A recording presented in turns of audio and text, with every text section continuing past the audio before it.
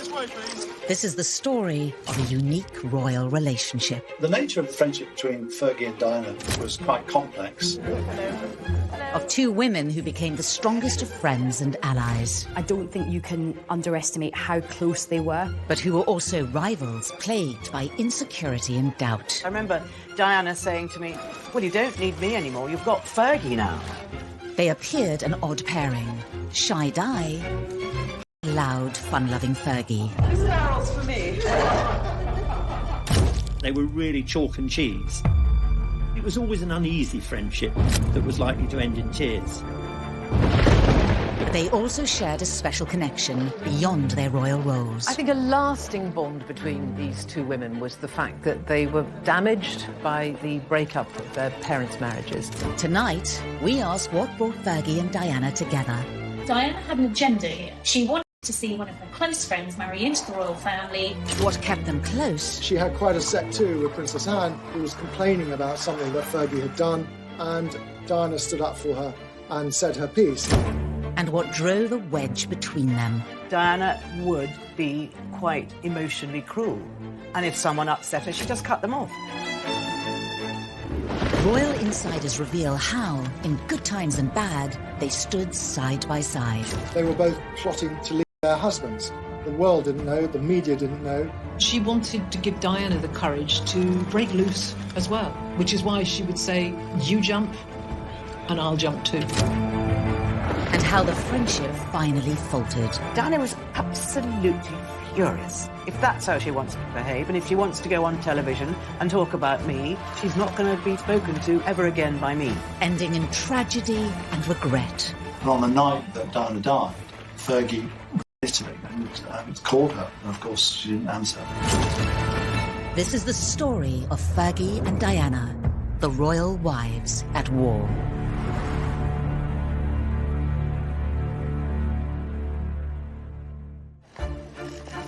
They were members of one of the most famous families in the world, sisters-in-law, both married to a prince. But the unique friendship between Princess Diana and Sarah Ferguson began long before they became royals. Diana and Fergie came from the same sort of area of life, so actually they knew each other from when they were about 14. Although they had known each other since adolescence, they only became close after they connected at a polo match in 1980. Prince Charles's polo manager was Major Ron Ferguson, Fergie's larger-than-life father. And so they met beside the polo pitches in Windsor, and, you know, they did hit it. Met Charles and Sarah was 21, that actually they became good friends, you know, friends who lunched, friends who hung out and shopped together. Given their similar backgrounds, it seemed inevitable that they would become close. Well, Fergie and Diana were actually related. They were fourth cousins, and their mothers were also close. They were at school together, they were good friends. They were part of the same aristocratic circle when they were growing up. Diana was from a far more aristocratic background than Sarah. I mean, her family had been connected with royalty for centuries. Sarah's background, she always described it, I think, as sort of minor country gentry. I mean, but she grew up on a nearly 500-acre estate in Hampshire. Both attended private boarding schools, and they grew up with similar interests and passions. They were both sporty, they loved being outdoors. Sarah was a great horse rider, much better on horses than Diana ever was. But, you know, that love of horses extended to polo matches. Neither of them were particularly brainy or academic. They didn't excel at school. That said, they did well and they were popular. The parallels in their early years continued, helping to cement their friendship. I think a lasting bond between these two women was the fact that they were damaged by the breakup of their parents' marriages. And unusually for both women, they were abandoned, if you like, by their mothers. Both Fergie and Diana's mothers left their families to be with new partners when the girls were still young. They were both left with their fathers and more or less brought up by them. Aged 6, Diana was subjected to a bitter custody battle where her mother was forced to give up her 4 children. Diana famously was very distraught by the divorce of her parents. She was a very young girl when her mother moved out. It probably affected her for most of her adult life. Fergie took the breakup of her parents much more in her stride. When Fergie was just 12, her mother left her family and moved to South America. Her mother lived and led a very exotic life. She remarried an Argentine polo player and relocated to South America. And Fergie had great memories of travelling there as a teenager and spending time with her mum and her stepdad on their ranch. But I suspect it had an unsettling effect on both of them. As Diana embarked on her life as a princess, she came to rely on her friend Fergie. Diana looked up to Sarah because she was so flamboyant, and Sarah just seemed to be kind of like that older sister in a way. Fergie had so much more life experience than Diana. You know, by the time she was in her 20s, she'd had to live in. At that point, when Diana was very young, those 2 years must have seemed incredibly significant. Diana was obviously that much younger, and she was on the cusp of marrying the heir to the throne. And if anything, she probably sought out Fergie for some pointers, really, because Fergie's father was sort of involved with Charles on a regular basis. I think both girls actually admired things in each other that they didn't have. Diana wants to be that slightly more devil-may-care, boisterous, robust individual that just seemed very comfortable in her own skin. And Fergie probably wanted some of that rather sweet, shy mellowness that Diana had. At the time, Diana had a close friendship with her 3 housemates she was living with in Knightsbridge. But with the unique parallels in Sarah and Diana's upbringings, and Sarah's understanding of royal life, the pair soon became best friends. When Princess Diana married Prince Charles in 1981 in St. Paul's Cathedral, her new friend Fergie watched on.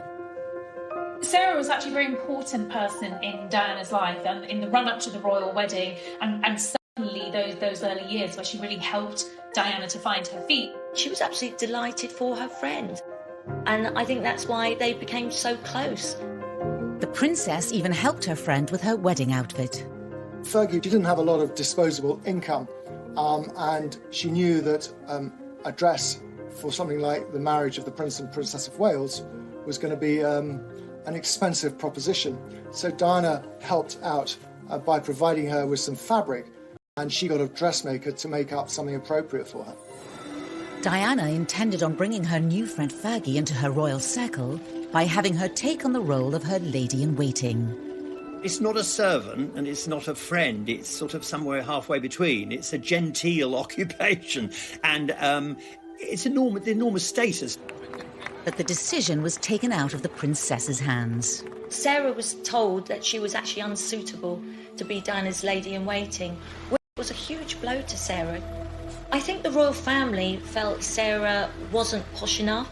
Diana was persuaded that basically it was too risky having Sarah Ferguson was seen as a loose cannon. She was fun, but she made them nervous. Diana was actually quite upset about this, but maybe she didn't fight for Sarah enough. Maybe she could have put her foot down more. Sarah was snubbed once more when royal protocol dictated that she would also be excluded from a very key part of the celebrations. I think she was astonished to discover that she wasn't being invited to the wedding breakfast, the sort of the aristocratic version of the traditional reception. We know for the person that she wasn't invited. I don't know whether ever Diana realised how hurt actually Sarah was about this. The 2 young women didn't let the palace rules get in the way of their relationship. After the wedding, the friendship continued to grow. At just 20 years old, Diana was daunted by the pressures of royal life. How do you see your role developing as Princess of Wales? But my life will be a great challenge. Next, as Diana embarked upon her new role as future queen, she needed Sarah more than ever. But what lengths would she go to keep her friend in her new royal circle? Diana had an agenda here. She wanted to see one of her close friends marry into the royal family. She also wanted a confidant and a best friend inside the palace.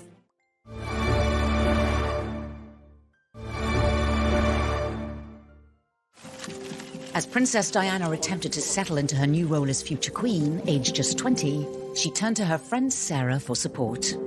Diana found her someone, a sounding board, if you like, someone she could confide in, and she found her early months in the royal family extremely trying. She complained many years later that no one really showed her the ropes, told her what to do. It was either a case of sink or swim. If she made a mistake, she was made to feel terrible. But there was none of that kind of support where people said, look, we know it's going to be difficult. Don't worry if you make a few mistakes. Well, when you enter the royal family, there are very few people that you can confide in. Everybody might go to the newspaper because you're the hottest story in town. Diana felt that Fergie was a safe pair of hands and that her secrets were going to be secure with her. Sarah became Diana's loyal confidant. They would frequently meet for lunch, often once a week. And if they weren't lunching together at San Lorenzo, they were at the palace catching up over cups of tea. She would really lift Diana and make her laugh, actually, which Diana really needed at that time. This barrel's for me. Fergie was a coper. Diana wasn't a coper. And I think Diana became dependent on Fergie, really, for that encouragement to believe in herself. And they became much closer at that point. Despite initial failed attempts, Diana became more determined than ever to bring her friend into the royal circle. Well, I think Diana wanted Sarah to be a part of the royal fold for a long time. And when she was told that Sarah couldn't be a lady-in-waiting because she wasn't deemed appropriate, she had to rethink her strategy. And she came up with the idea that Sarah should meet Andrew, in fact, reconnect with Andrew, because Sarah had played with Andrew as a child. They mixed in similar circles. We love the Royal Ascot Week in June, and she loves to host house parties at Windsor Castle. In 1985, the Queen asked Diana whether there was anyone she'd like to come along to the house party, any single young women perhaps, and Diana thought of Sarah, of Fergie. And at the back of Diana's mind was a very cunning plan to make sure that Sarah sat next to the Duke of York, Prince Andrew, which she did. By the time pudding was served, Andrew was sort of being familiar enough with this very bubbly, red-headed girl next to him to start feeding her pudding. We were made to sit next door to each other at lunch at Ascot. Yes, and you made me eat chocolate profiteroles, which I didn't want to eat at all. I then didn't have them, so I got hit. Then Very it started hard. from there. I think that's probably where it... I was meant to be on a diet. Andrew soon asked Diana if he could bring Fergie to stay at Diana and Charles's country house, where the pair became much closer. Andrew and Fergie could really be themselves and spend time together without the glare of the press and anyone knowing. Princess Diana had a soft spot for Prince Andrew. As kids, she used to send him valentines because they lived nearby to Sandringham. She saw a lonely young man who needed a girlfriend. Diana had an agenda here. She wanted to see one of her close friends marry into the royal family. Not only did she think Sarah and Andrew were very well matched personality-wise, which they were, Diana also wanted a confidant and a best friend inside the palace. Within a matter of months, Sarah Ferguson and Prince Andrew were engaged. In the lead-up to the wedding, Fergie made it clear that fitting in with royal convention was not a priority, and she immediately started to encourage Diana to follow suit. So Fergie was the first person to ever have a proper hen party or a bachelorette party, to which Diana was invited. The details were revealed in Sarah's autobiography. They had a lot of fun. They dressed up as policewomen and they caused a bit of a scene at the palace. Now, these two apparently got put into a police van where the policeman recognised Diana and said, "Oh my goodness, I'm so sorry," and they all fell in fits of laughter. And I think Diana had the devilment, but Sarah was game to do it. Prince Andrew was celebrating his stag party on the same evening with friends, including Sir Elton John. The girls decided to drop in. Diana and Fergie gate crashed into Annabelle's nightclub where Andrew was there. They were hiding behind chairs, watching Andrew. Little did he know that they were there and spying. They managed to con the policeman into shutting the palace gates just as Andrew's car was arriving back from the stag night. So he thought something was up and madly put his car into reverse and went whizzing around the Victoria Memorial, I think. At which point they thought, well, maybe we've... This royal world. For Diana, this was sort of manna from heaven. This was, you know, a whole new world of sort of spiritual freedom, in a way. Two are better than one, so if she gets someone like Fergie in the royal family too, perhaps together they've got that support as a team to try and change some of the really, archaic traditions of the royal family. On the 23rd of July, Sarah and Prince Andrew were married, just 6 months after becoming engaged.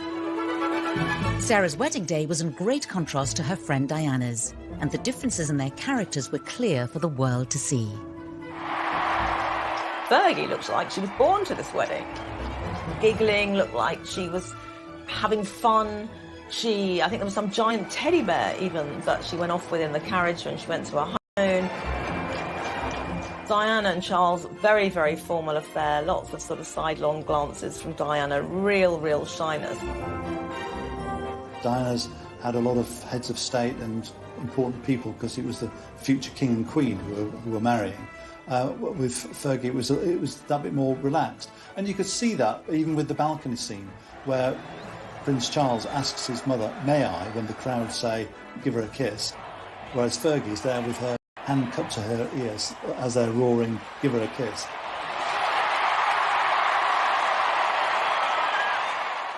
Despite differences in their personalities, the two women had established a powerful bond. They were now not only best friends, but sisters-in-law, their lives intertwined more than ever. We had our first Fab Four, Charles and Diana, Sarah and Andrew.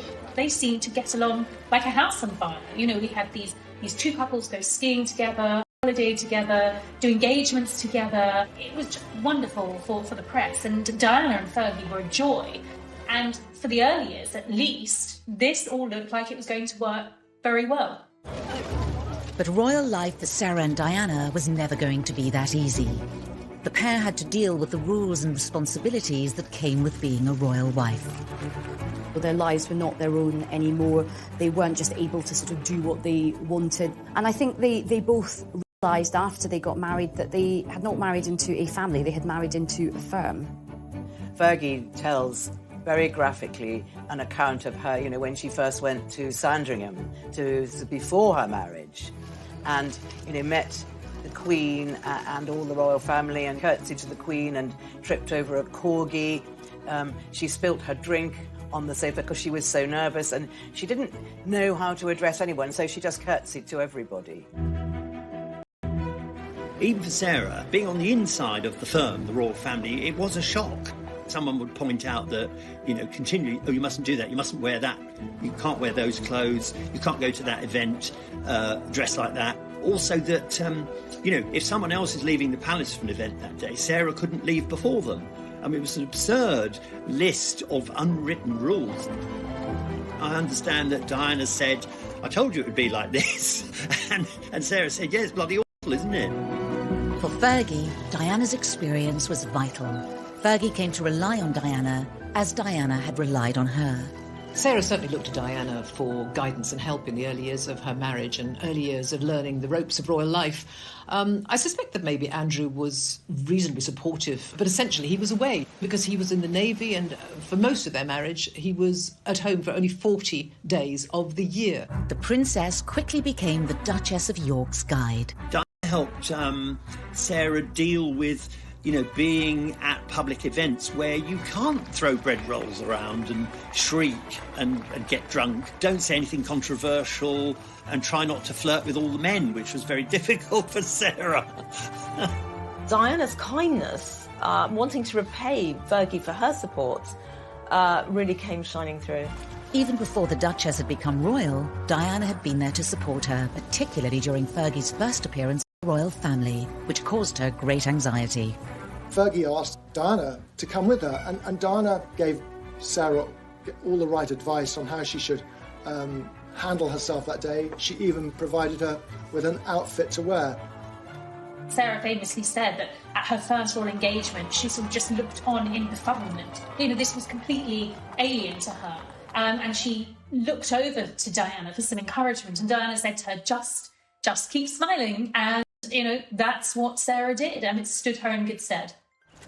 Fergie had been able to watch her friend blaze a trail before her, whether it was dealing with the press or the in-laws. Diana was very much the canary down the mine shaft when it came to learning the royal robes. But more than that, learning about royal fashion. And Sarah, she had to do that now. She had to be far more groomed, far more careful about what she wore. Sarah finally opened up about this in 1996 when promoting her autobiography on on the radio. She was my friend, and she is my sister, and we are still sisters. I tried to emulate her and dress like her, but when you've got very little confidence, you sort of make a nonsense really of everything. Diana was an old hand at this. She'd been married for a number of years. She had the 2 boys. She was someone who Sarah Ferguson could simply copy. Safe mimicking Diana's behaviour, because Diana was always ahead of the curve. It's an interesting revelation about Fergie's self-esteem, because for all the outward confidence that Fergie's got, clearly, you know, even she was struggling with joining the royal family. In the early months of Fergie's royal life, Diana even defended her in front of important members of the royal family. Diana had quite a set too with Princess Anne, who was complaining about something that Fergie had done, and Diana stood up for her and said her piece. And it was rather brave of Diana. She more or less asked Anne, you've got to give her a break, and Fergie's good for the family, but she's finding it hard to adjust, just as I did. For Diana, Fergie's entry to the royal fold was a godsend. It took at least some of the attention away from her at a time when the pressure was becoming unbearable. I think certainly it was a tiny bit of respite, not being in the glare of, you know, the public eye the whole time. I think probably it was, you know, kind of helpful for her. Sarah became a much-needed ally within the family.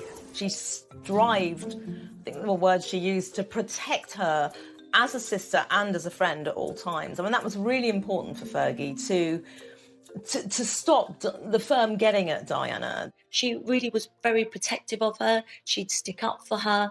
Diana knew that a lot of the royal family didn't like her. She felt picked on by some of the royal members. While Diana had a head start as a royal, Fergie had more life experience to draw from. Well, Fergie and Diana had very different entry points into the royal family. Fergie was a much more experienced woman. She had had a job in publishing. She had been very well travelled. So she just was more mature. She was more sure of herself.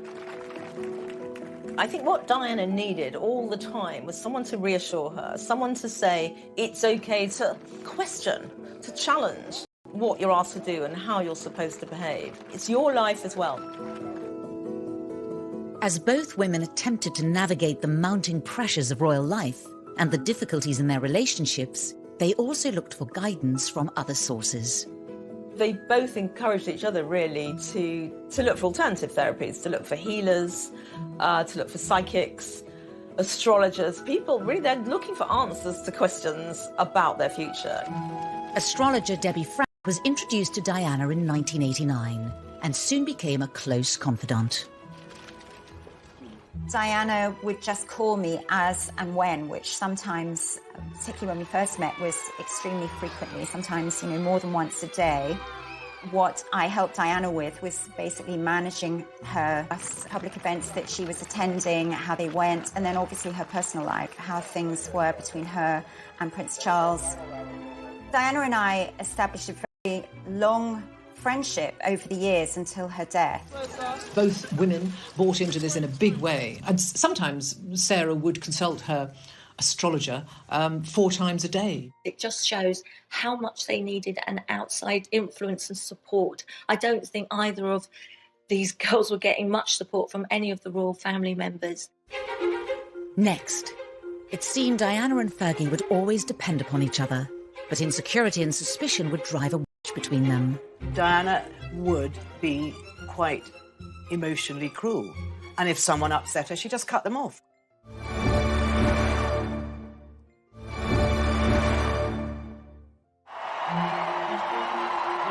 Marrying into the royal family brought Sarah Ferguson and Diana closer than ever. But the pressures of royal life would ultimately break their bond.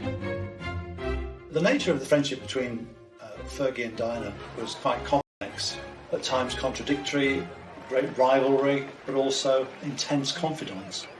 They were really chalk and cheese, but it was that unique set of circumstances of being within royal circles and then in the royal family that made the friendship possible. But it was always an uneasy friendship that was likely to end in tears. By the mid-1980s, Diana had become a global icon, but was also plagued with her own insecurity and paranoia. Even though Diana was more used to mixing with royalty and aristocratic people, I still think it was easier for Fergie. Diana had said, I went to lunch at the palace and I was really, really nervous. But Fergie just seemed to take that lunch in her stride.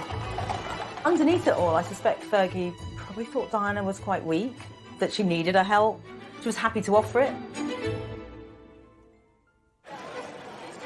All of a sudden, the focus of attention was on Sarah. Up till then, everyone wanted to know all about Diana, and although her star did not fade at this point greatly, nevertheless, Sarah was the new kid on the block. They called her a breath of fresh air. She loved all the things that they loved. She loved riding. She learnt to carriage drive with Prince Philip. She was a very proficient skier. She was a real country girl. She loved dogs and horses, so she fitted in really well. In the beginning, Diana was thrilled that Fergie had joined the firm. She had an ally at court, a friend, and quite frankly, many members of the royal family thought it would help bring Diana out of her shell. Be the moody one, and Fergie was the good, fun, frolicking girl who was a breath of fresh air in the family. Oh, blimey. After a rocky start, Sarah fully settled into royal life. The differences between the royal wives were stark, and the once close friendship showed signs of strain. Diana was aware that Sarah was a very skilled manipulator of people to some extent, because she famously said that Sarah had wooed the royal family and knew exactly what she was doing when she said certain things to certain members of the royal family. Diana was aware of the comparisons being made. She admitted that she got terribly jealous of Fergie. I think, the Queen and Sarah seemed to have an easier rapport. Sarah made this foray into the royal family look easy when, as Diana said, she herself was struggling to survive. There was a point at which Charles said to Diana, "Why can't you be more Fergie?" Now, for someone whose self-esteem is already pretty low, who's feeling very vulnerable, that wasn't just a rebuke. That would have been one of the most cutting, hurtful remarks that her husband could have made to her. Diana did her best to be more fun like Fergie. One attempt at Ascot in 1987 was to backfire. There was one occasion at Royal Ascot which they spotted a friend of Fergie's in the crowd, and they were all carrying umbrellas, and they poked her bottom with this umbrella. I mean, it's all very funny, but the repercussions were huge, and they were both upbraided for sort of misbehaving in public. As the pressure on the Princess of Wales grew, Diana's marriage and health suffered. The royal family didn't understand Diana. Diana said much, much later that she thought that they'd never heard of postnatal depression, which she had after Prince William was born. And, she was also unhappy in her marriage because she was convinced that Charles was seeing Camilla, and she became obsessed with Camilla. She was bulimic. The Queen always said she's like a nervy racehorse. And she said, treat her with kid gloves. Later on, they blamed the failure of Diana's marriage on her bulimia, which wasn't really the case at all. So I think Diana was very much misunderstood. She was unsure of herself, and she was very emotional. And the royal family are not used to people who emote. You don't do that. You have a stiff upper lip. If you wish to cry, then go to your room kindly and do it there. But Diana wasn't that sort of... Both women were struggling with their royal lives. I don't think either of them quite realised how their lives were going to be ruled by courtiers, diary meetings, protocol, doing things correctly. Both were young women who'd been used to a certain amount of freedom. Fergie certainly used to a great deal of freedom. I think there were certainly times when Sarah just felt that she didn't measure up to her. She often compared herself to Diana, and I think there were times when she felt inadequate, whether it was that she wasn't as pretty as Diana, she wasn't as slim as Diana, she wasn't as loved as Diana. And as much as they were firm friends, there was a fair dose of royal rivalry between the two of them. Increasingly unhappy in her loveless marriage, Diana watched the loving marriage of her friend played out in the public arena. Diana really envied the easy, comfortable warmth and intimacy that, and sexual chemistry, actually, that was quite clear between Andrew and Sarah. She had a much colder relationship with her own husband. I do think at this point Diana was really hoping that some of that warmth and intimacy and easygoing nature would rub off on her own husband. It was a stark contrast to Fergie's marriage. They were unlike any other royal couple. For the first time, a genuine affection was public. They were a very tactile pair. They constantly had their arms and hands over each other. And Charles and Diana were just not like that. I mean, by this stage, Charles and Diana were no longer even sharing a bedroom. And so there were so many of the intimacies that she saw with Andrew and Fergie were lacking in her own marriage. It must have been difficult for Diana to watch Sarah's marriage, which was such a happy marriage. There was Diana trapped in a marriage which she felt was loveless after a while, and she knew there were 3 of them in the marriage, and Camilla was there. And then she would look at Sarah, and Sarah's husband adored her. Prince Andrew just adored the way Sarah was. He never would have said, can't you be more like Diana? It was very difficult for Diana because she started to get paranoid, and she also looked at Sarah and thought, well, actually, how can I trust a woman that is sleeping with my brother-in-law, and everything I tell her, she's going to tell him? And that paranoia, which happened a lot with Diana, with other people, had really set in. And she started just not being able to open up and trust Sarah anymore. The national Fergie mania was beginning to wear off, inside and outside of the royal family. It didn't take long before the honeymoon was wearing off, and people rather tired of that exuberance that they'd once loved. It began unflattering headlines in the press. In an effort to win back public support, Fergie took part in a TV game show arranged by Prince Edward. It's a royal knockout. Will go down in royal history as one of the biggest cock-ups of all time, I think. It was a disaster from beginning to end. It was absolutely humiliating. Sarah, with her usual gusto, entered into it, and if she gets into something, she does it with bells on. We're the best blue bandits there are. Diana famously did not take part, nor did Charles. He thought it was something that was beneath them. In a way, it's kind of unfair. Fergie took a lot of the blame, the flack, if you like, almost a scapegoat. Big bad blue bandit! Her behaviour was being commented on, and I think then is when Diana came into her own. Diana got the headline, the Queen of Hearts and the People's Princess. But I think Sarah knew she could never be that. She could see that in Diana from the start, how serene she was. She looked a bit like the perfect princess. She looked like a supermodel.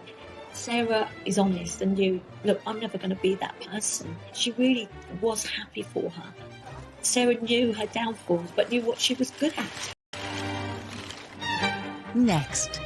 In public, Diana and Fergie's friendship was masking a private rivalry. But over time, each became skilled at using their public image to gain the advantage. Without that determination to keep it going, their friendship would have started to sort of collapse.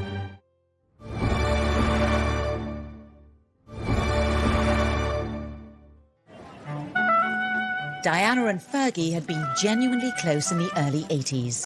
But as time moved on, the friendship faltered. Well, the reason that the friendship failed was entirely Diana. This is what Diana did. No one would believe that you could be great friends and do one thing wrong, and then Diana wouldn't speak to you. It was very unique to her. Diana would be quite emotionally cruel. And if someone upset her, she just cut them off, cut them out of her life. The rivalry between them would only increase. In the battle for public hearts and minds, the press was to be their weapon of choice. There was something about Diana that members of the public found utterly magnetic and were drawn to her. We're always talking about Sarah Ferguson as being Fergie. We would never have called Lady Diana Spencer Spency. I mean, that would just have never happened because she wasn't a Spency. She was much outgoing, sporty, loud, bubbly nature. Bye. I think that this did start the jealous reaction in Diana, because I remember Diana saying to me, well, you don't need me anymore, you've got Fergie now. And I thought, that's a strange thing to say. But she really meant that. She felt very sidelined, and she knew she couldn't be as bouncy and as fun. What we saw in Fergie was an overcompensation to be liked, to be popular. That came out in quite a sort of loud and noisy and robust way. But underneath that self-confidence, it didn't take much for her to feel that her self-esteem had taken a knock. While their private rivalry was never seen in public, the press revelled in pitting the two women against each other. The Duchess of York wore a deep pink suit, rather courageous for 7 months pregnant. And the Princess of Wales, as so often, won the day in an Ascot grey tailcoat. Problem with the press in any situation like this is they love to make comparisons. So as Diana's authenticity and care grew in stature, Fergie had to be eclipsed. Whatever Fergie did, she was always going to be found wanting. Cream cakes tonight, actually, actually. I'm savoury. I'm sausages. She didn't have the capacity to turn heads in the way that Diana did. Fergie tried to enjoy the press attention, and it was quite a new thing for her to be the centre of attention. And she responded to it by overdressing and being over noisy and over enthusiastic. Love you. I'll see you later. And then, of course, she became criticised for it. In the beginning, Fergie was incredibly popular, but then it all went sour. And you can almost date that from when Fergie and Andrew went to Australia on a girl mission, and they left baby Beatrice back at Buckingham Palace. Beatrice just thanks you all for the 3 cheers. And Fergie got a lot of criticism for that. So as much as they lauded her and loved her, they turned against her in a very, very unkind way. When Fergie put on weight, they called her the Duchess of Pork. I don't think any member of the royal family has had so much vitriol poured upon them as Fergie did at one time. The bubble had burst, and the once celebrated Fergie began to struggle with unfavourable comparisons to Diana. While Diana's found herself and her self-esteem flourished, Fergie's self-esteem diminished. And so that bond that they had, that friendship, was almost at the point that Diana was at her most loved by the public. Fergie and Diana lived life in the Royal Goldfish Bowl. Public scrutiny added to the pressure to live up to royal standards. While there were challenges clearly for both women, and I think particularly being in the spotlight and having every aspect of their lives, from their hairstyles to their outfits to their friendships, scrutinised in the press, Sarah seemed to have a thicker skin when it came to dealing with the backlash in the media. Like Fergie, Diana also struggled with her treatment in the press. When Fergie was getting all the headlines, all the favourable headlines, and Diana was being criticised for her behaviour, she was mortified and she was very jealous of Fergie. And she told me that she went for a long drive to a river in the south of England, sat down and had a real think about her future and thought to herself, I'm not Fergie, I've got to be who I am. Diana's relationship with the media was sort of hot and cold. She found it incredibly intimidating at times. As a parent, could I ask you to respect my children's space? She was followed wherever she went. She also knew that keeping the press on side at this time, a very delicate negotiation over her separation from Prince Charles, was vital. The media offered her the one chance of sort of evening up this battle, if you like. The treatment of both women in the press had an inevitable impact on their fragile friendship. Their relationship blew very hot and cold, and a lot of this was to do with Diana's personality. So, you know, Fergie was in the ascendant and she was in the descendant. And then it turned round again. Fergie probably knew that, you know, once people put you on a pedestal, there's only one way, and that's down. And Diana knew that as well, and she knew that Fergie's turn would come. the story becomes that you've got this sort of beautiful princess and you've got the sort of almost the ugly sister. That's really hard to sustain a friendship between two people when the press, for whatever reason, have taken one completely to their hearts, whereas Fergie barely got a look in. The tables had turned. It was a desperate time for Fergie. Her rival, once again the darling of the press, the most photographed woman in the world. All Fergie's demons came back to haunt her. Fergie has struggled with, I think it's probably self-respect, actually. I think when Fergie gets miserable, she'll probably comfort eat, she'll kind of, she looked a mess, or she looked ridiculous, or that she didn't have any taste. The rivalry in private and in public was growing, and each would try to outcompete each other in the headlines. If Sarah was out on engagements on the same day as Diana, it was always going to be Diana who made the front pages of the newspapers the next day. And I think after a while that probably did begin to grate with Fergie, and certainly there were times when she felt, I can't even compete. Without that determination to keep it going, their friendship would have started to sort of collapse. The underbelly of it would just start to sink, and the connection between them would have started to break. Both girls were highly competitive, and that competition spilled over into newspapers and magazines. They were rivals to that extent, and they wanted to see their charities given more space than the others. Fergie says in her book that she actually did some AIDS charity work. It was for a friend and it was a one-off. But Diana was furious and she said, look, that's mine. Don't interfere. Which is very typical of Diana. And Fergie was quite distraught because she'd only done it to help a friend. Diana was becoming adept at working the press. Diana earned a reputation for being manipulative because she was aware of her star power. She used it to her advantage. She would play tabloids off against each other, and when things got really bad in the War of the Waleses, she would use the newspaper to fight her corner.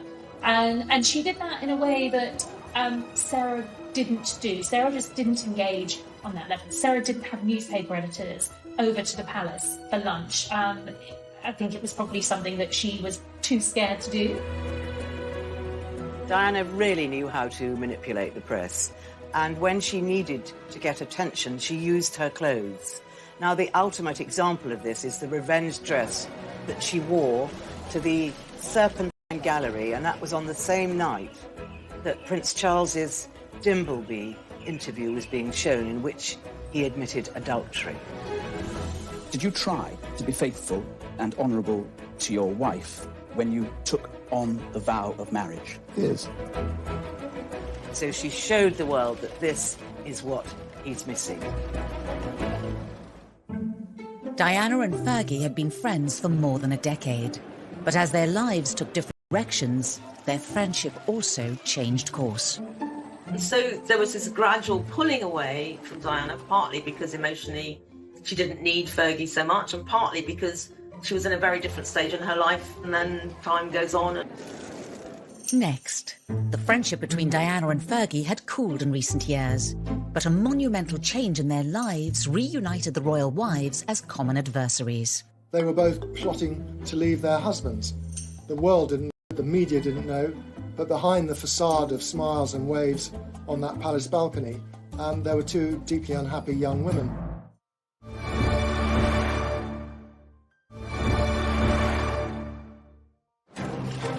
After a turbulent decade of friendship for the royal wives, the next chapter saw one final heartbreaking rift. On the 15th of June 1991, Diana, Princess of Wales, and Sarah, Duchess of York, stood on the balcony of Buckingham Palace and presented a united front to the world. I can tell you exactly what was going on behind the scenes at Trooping the Colour in 1991. That was the last occasion on which they were photographed together in public. They were both plotting to leave their husbands. The world didn't know, the media didn't know, but behind the facade of smiles and waves on that palace balcony, there were two deeply unhappy young women. I think the two of them did discuss very openly the fact that they were unhappy, and they did discuss the idea of leaving the royal family, which of course is, at that point is just a really big line to cross. They'd actually come up with this scheme that they would go together. They would announce their separations simultaneously to set off this sort of depth charge, if you like, under the royal family. For now, mending any earlier rifts. Putting their plans into action wasn't going to be easy. To enter the royal family is hard enough. To leave the royal family, to jump out of that goldfish bowl, is quite something else. It obviously demanded a great deal of courage and planning, and I think they spent many a long night on the phone together with their long discussions late into the night about what should they do. Fergie was the one who was leading the way on this. She wanted to give Diana the courage to break loose as well, which is why she would say, you jump and I'll jump too. Through their public engagements, it was becoming increasingly obvious to the world that the Wales' marriage was breaking down. We knew that Charles and Diana's marriage was a tough one and that they weren't happy. I mean, from the late 1980s onwards, newspapers were routinely recording the number of days, and these were growing year by year, exponentially. I mean, there were vast periods of time when they had virtually no contact with each other. At the Yorks family home of Sunninghill Park, it was a similar story. For each other just 40 days in a year, leaving Fergie alone to do what she liked. The Yorks marriage began to unravel quickly. There were rumours that Fergie was seeing somebody else. The Duchess kept her head well down, ignoring all questions about the state of her marriage. Meanwhile, Diana was continuing to nurture her relationship with the press. I had, by this stage, become quite friendly with Princess Diana, and she contacted me and she sent me this message. And this was all to do with the devastating series of photographs which revealed that Sarah had been cheating on Prince Andrew. But why would Diana do this to her one-time closest friend? I think Diana was incredibly skilled. She really was like a one-girl PR band that knew absolutely how to handle the press and how to work it sometimes to her advantage. Diana's message to me was simply that she'd obviously heard that the photographs were coming. We all knew that these photographs were coming. It was one of the worst kept secrets in Fleet Street. What none of us knew, or the rivals to the paper that had them didn't know, was just what the photographs showed and how damaging and devastating they were going to prove to be. She knew, and I suspect she was going to take some kind of vicarious thrill from the embarrassment it was going to heap onto Fergie. In the end, after all this back and forth, Fergie jumped first. On the 19th of March 1992, the Duke and Duchess of York had initiated discussions for a formal separation. The Duchess was in apparently carefree mood as she collected Princess Beatrice from school, just at the moment the official statement was being handed out at the palace. And the ordeal wasn't over yet for Fergie. I got a phone call from the BBC early in the morning. They were always coming through then. It was a very busy patch, my patch, being royal correspondent.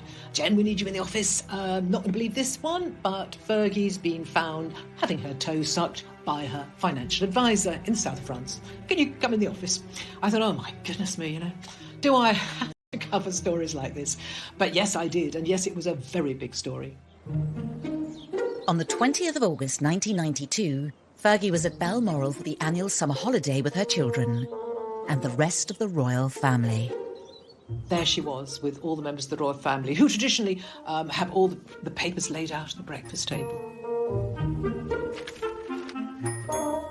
The scene when she went into the dining room was horrific for her because there were her brothers-in-law turning over the pages, staring at her naked top half.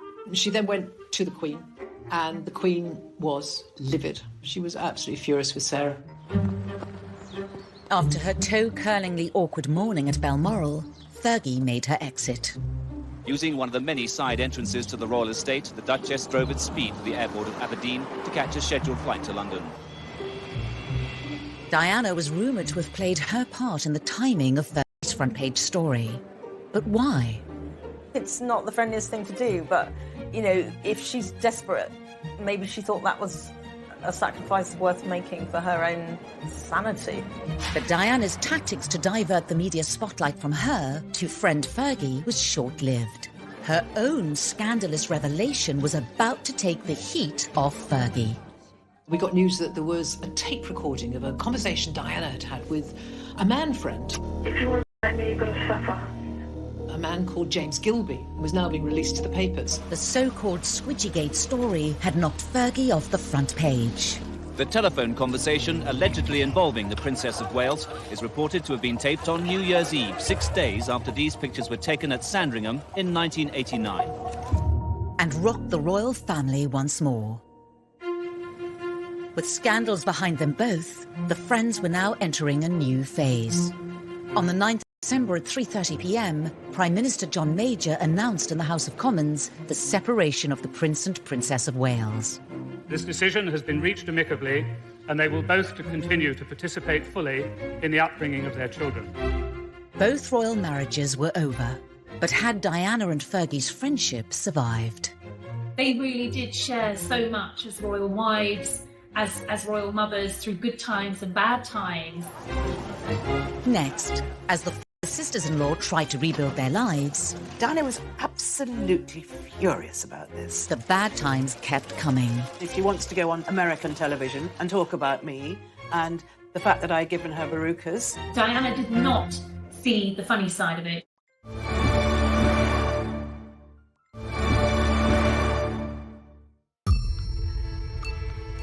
Princess Diana and Sarah Ferguson had a turbulent relationship, and it didn't end with their marriages. A double divorce marked a new era. Policemen clear the way for the princess this evening as she leaves a London hotel. Grim-faced, but £17 million richer. It was strange times. The settlements that both women got after their divorce, of course, were very different. But then their status was very different. Fergie, funnily enough, only ended up with about 600,000, but the Queen had paid off a lot of Fergie's debts beforehand and years. Unfortunately, money just ran through Fergie's fingers, and the Queen knew that. She's been accused of extravagance, bad taste and an over-exuberant manner. And of course, this played into the bad publicity always for Sarah. Sarah always in trouble in every way you can think of, either her behaviour or her misbehaviour or her finances. No longer sisters-in-law and embracing the single life, did they still need each other as friends? One of the things that emerged post-divorce for both of them was that Fergie represented an area of Diana's life that she didn't really want to remember anymore. And as long as she maintained a friendship with Fergie, she was always going to be reminded of some really difficult times in her life. And so when Diana moved on to almost full independence away from the royal family, I think Fergie would have been quite triggering for Diana. Diana very much became her own woman, and the only people she adored and depended upon and had unconditional love for really were her two children. She was very self-contained in that way. Fergie turned to someone surprising for support. Her former husband. Andrew became almost what Diana was to Fergie during her difficult times. She'd gone back and redeveloped or reignited that friendship with her husband, whereas Diana didn't need Fergie. In 1996, Fergie decided to put her story across. She'd watched Diana do it in the Andrew Morton book in 1992. Now it was her turn. The Duchess today in a New York bookshop, helping launch her just-published autobiography. It was very frank, very telling. It was an interesting read, quite poignant, actually, in many places. But behind palace gates, a storm was brewing. Diana was annoyed with Fergie, and Fergie was promoting her book, and she'd promised Diana that whatever she did, she wouldn't mention Diana in the book or in any interviews. But of course, all anyone that interviewed Fergie wanted to talk about was her relationship with Diana. And there was one particular line the press seized upon. Diana was absolutely furious about this. She really, really found that very distasteful. If she wants to go onto American television and talk about me and the fact that I'd given her verrucas. This was relayed in quite a joking manner in the autobiography, but Diana did not see the funny side of it. Fergie's attempt at humour backfired and further damaged her already fragile relationship with Diana. When you've got a friendship that's already imploding, it's collapsing, it's disconnecting because you're not really in touch with each other, a lot of friendships like that will just fade away. But then someone could take a decision, sure that it has a clean break, that that person won't want to be my friend anymore. The line, however it was intended, proved disastrous. She felt betrayed, in short, and she rang her up and she said, look, this is your book, not mine. And Diana, after that, refused to take Sarah's calls, refused to see her.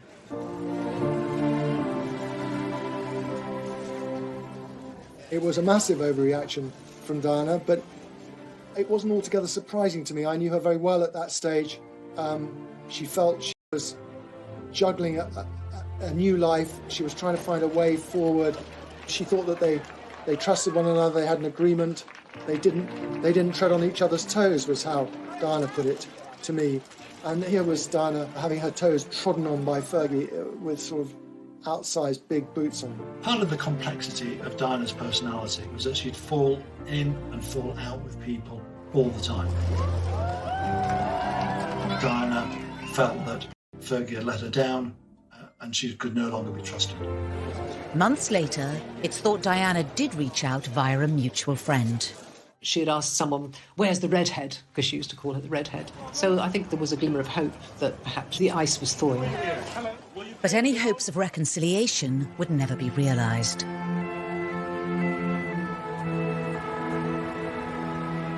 We have reports from Paris that Diana, Princess of Wales, has been killed in a car accident.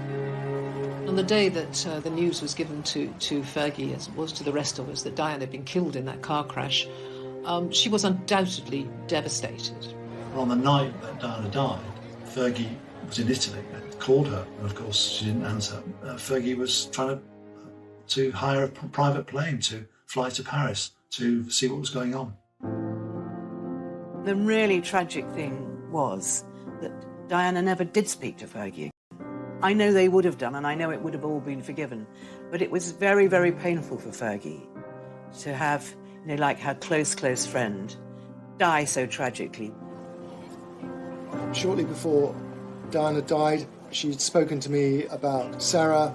She always referred to her as the redhead. She always wanted to know what was going on in her life. I felt that it was an indication that perhaps Diana was ready to resume the friendship, and I think Sarah would have grasped the opportunity with both hands. She called me, actually, a day or two after Diana's death, and we spoke on the phone, and she was very tearful. The conversation was very much bound up in their own difficulties, the great sadness that had come between them, and how she regretted it all. The one person within the royal family who understood her better than any. Diana died.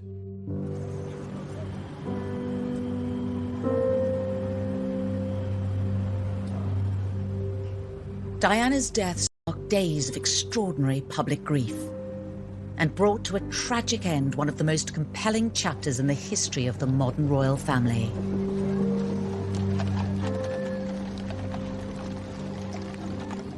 I think it was very important for Fergie to have attended Diana's funeral.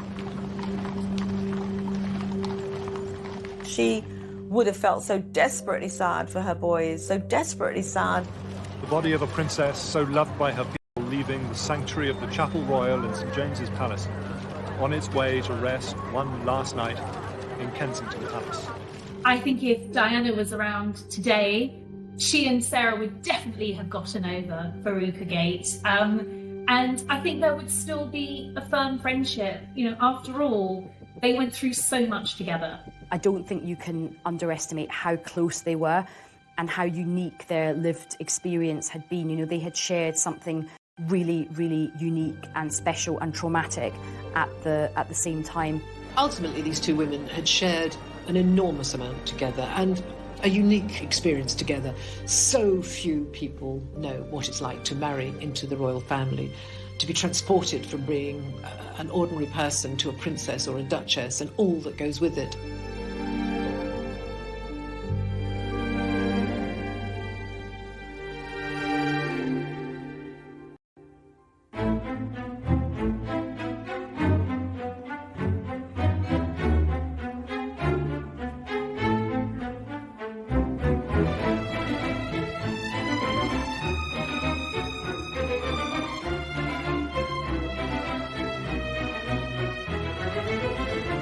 than ever. We had our first Fab Four, Charles and Diana, Sarah and Andrew. They seemed to get along like a house on fire. You know, we had these two couples go skiing together, holiday together, do engagements together. It was just wonderful for the press, and Diana and Fergie were a joy. And for the early years, at least, this all looked like it was going to work very well. But royal life for Sarah and Diana was never going to be that easy. The pair had to deal with the rules and responsibilities that came with being a royal wife. Their lives were not their own anymore. They weren't just able to sort of do what they wanted. And I think they both realised after they got married that they had not married into a family, they had married into a firm. Fergie tells very graphically an account of her, you know, when she first went to Sandringham, before her marriage, and, you know, met the Queen and all the royal family and curtsied to the Queen and tripped over a corgi. She spilt her drink on the sofa because she was so nervous and she didn't know how to address anyone, so she just curtsied to everybody. Even for Sarah, being on the inside of the firm, the royal family, it was a shock. Someone would point out that, you know, continually, oh, you mustn't do that, you mustn't wear that, you can't wear those clothes, you can't go to that event dressed like that. Also,